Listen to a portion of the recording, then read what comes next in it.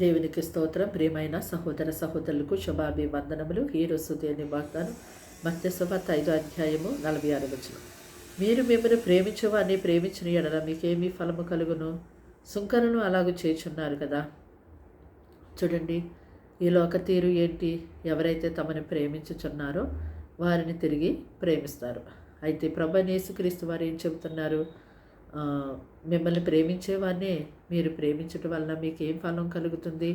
అందులో గొప్ప విశేషం ఏముంది అంటూ ఉన్నారు. అయితే ఎవరైతే మిమ్మల్ని బాధిస్తున్నారో, హింసిస్తున్నారో, కష్టపెడుతున్నారో, మరి దుఃఖానికి గురి చేస్తున్నారో వారిని ప్రేమించడం అంత ఈజీ కాదు.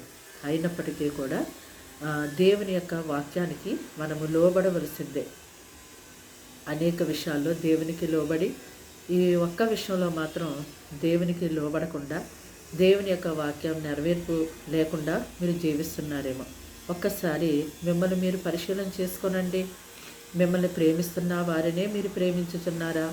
లేకపోతే మిమ్మల్ని హింసిస్తూ, కష్టపెడుతూ, బాధపెడుతూ, దూషిస్తూ, అవమానిస్తున్నటువంటి వారిని ప్రేమించుచున్నారా? ఒకవేళ మీరు దేవుని యొక్క వాక్యాన్ని పాటిస్తూ నీతిమంతులుగా జీవిస్తున్నప్పటికీ కూడా మిమ్మల్ని ఎవరైనా హింసిస్తూ, కష్టపెడుతూ, బాధపెడుతూ ఉంటున్నట్టయితే అది వారి యొక్క ప్రవర్తన దేవునికి దృష్టికి ఎంత మాత్రం కూడా న్యాయంగా కనిపించదు. దేవుడేమంటున్నారు? అలాంటి వారిని వారు నీతిమంతులను హతము చేస్తున్నారు అంటున్నారు. కనుక దేవునికి మనము లోబడాలి. దేవుని యొక్క మాటకి మనము విధేయత చూపించేవారిగా ఉండాలి. అయితే మన యొక్క ప్రవర్తనలో దేవుని యొక్క నెరవేర్పు ఉన్నప్పుడే మనల్ని బట్టి దేవుని యొక్క నామము ఎంతో గణపరచబడుతుంది. ప్రార్థన.